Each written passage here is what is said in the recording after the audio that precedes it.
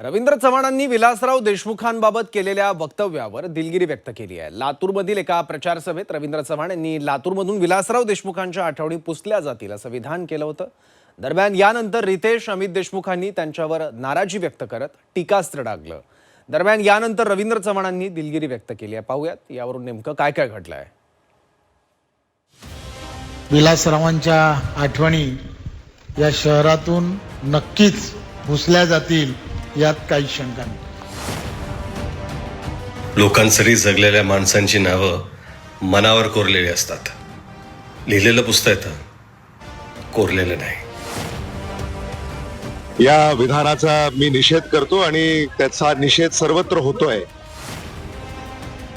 त्यांच्या जर त्यामधल्या भावना दुखावल्या असतील तर मी नक्कीच त्यांची दिलगिरी व्यक्त करतो। भाजप प्रदेशाध्यक्ष रवींद्र चव्हाणांनी लातूरमध्ये विलासराव देशमुख यांच्या संदर्भात केलेल्या वक्तव्यानंतर नवा वाद पेटलाय। लातूरमधून विलासराव देशमुखांच्या आठवणी पुसल्या जातील असं विधान रवींद्र चव्हाणांनी केलं होतं। मात्र यानंतर देशमुख कुटुंबानं रवींद्र चव्हाणांवर केलेल्या टीकेनंतर रवींद्र चव्हाणांनी देखील एक पाऊल मागे घेतलं। चव्हाणांनी आपल्या विधानासंदर्भात दिलगिरी व्यक्त केली आहे। खरं तर आपल्या सर्वांचा उत्साह बघितल्यानंतर लक्षात येत आहे की 100% विलासरावांच्या आठवणी या शहरातून नक्कीच पुसल्या जातील यात काही शंका नाही। दोन्ही हात वर करून सांगतो, लोकांसाठी जगलेल्या माणसांची नावं मनावर कोरलेली असतात। लिहिलेलं पुसता येतं, कोरलेलं नाही। जय महाराष्ट्र। नरेंद्र मोदीजींच्या नेतृत्वात झालेलं काम, महायुतीच्या बाबतीमध्ये त्या ठिकाणी केलेलं काम, या सगळ्या गोष्टी त्या ठिकाणी विकासात्मक ज्या दृष्टिकोनातून झाल्या आहेत त्या संदर्भात मी तसं म्हटलं।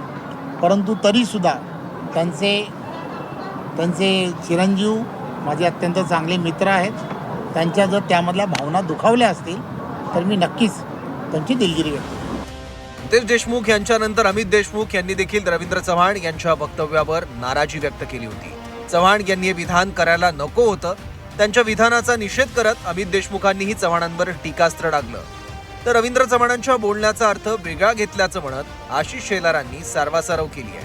रवींद्र चव्हाण यांनी जे विधान केलंय हे राजकारण आता कुठल्या स्तरावर चाललंय हाच प्रश्न सगळ्याला पडलेला आहे।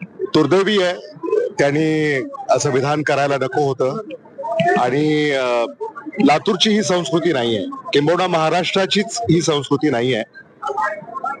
या विधानाचा मी निषेध करतो आणि त्याचा निषेध सर्वत्र होतोय। मला वाटतं रवींद्र चव्हाण साहेब आमचे प्रदेशाध्यक्ष आहेत, प्रचारक, स्टार प्रचारक आहेत। त्यांचा कनेक्ट महाराष्ट्रातल्या सगळ्या विभागाशी आहे। भारतीय जनता पार्टी, देवेंद्र फडणवीस, महायुती याचाच प्रभाव लातूरमध्ये दिसेल असं त्यांच्या म्हणण्याचा अर्थ निघतो।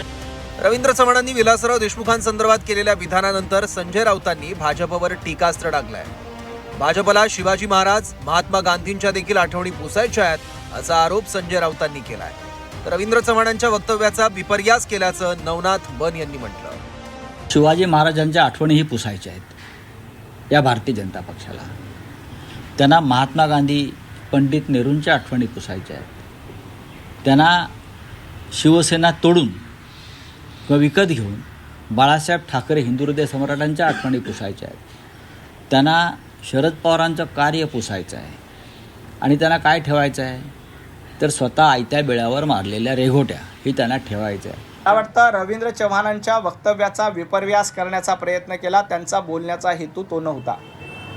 त्याच्यावरती रितेश देशमुखने एक ट्विट केलं, एक पोस्ट केली आहे आणि त्याच्यात त्यांनी म्हटलंय की हृदयात कोरलेली नावं आहेत, लिहिलेलं पुसलं जातं, हृदयात कोरलेलं नाव पुसलं जात नाही विलासराव। ज्या पद्धतीनं रवींद्र चव्हाणजी यांच्या वक्तव्याचा विपर्यास करण्याचा प्रयत्न केला आहे, पण लातूरकरांना माहीत आहे की रवींद्र चव्हाणजी काय बोलले। विलासराव देशमुख असतील किंवा अन्य काय असतील, कोणी काय केलं हे देखील महाराष्ट्राला माहिती आहे। सोमवारी रवींद्र चव्हाणांनी लातूरमध्ये जाहीर सभा घेत विरोधकांवर टीकास्त्र डागलं। दरम्यान याच वेळी विलासराव देशमुखांसंदर्भात त्यांनी केलेल्या वक्तव्यानंतर चांगलाच वाद पेटला। लातूरात काँग्रेस कार्यकर्त्यांनी रवींद्र चव्हाणांविरोधात आंदोलन केलं। तसंच रितेश आणि अमित देशमुखांनीही नाराजी व्यक्त करत चव्हाणांवर निशाणा साधलाय. दरम्यान आपल्या वक्तव्यानंतर वाद वाढतोय हे लक्षात आल्यावर रवींद्र चव्हाणांनी दिलगिरी व्यक्त केली आहे. वैभव बालकुंदे, झी 24 तास, लातूर.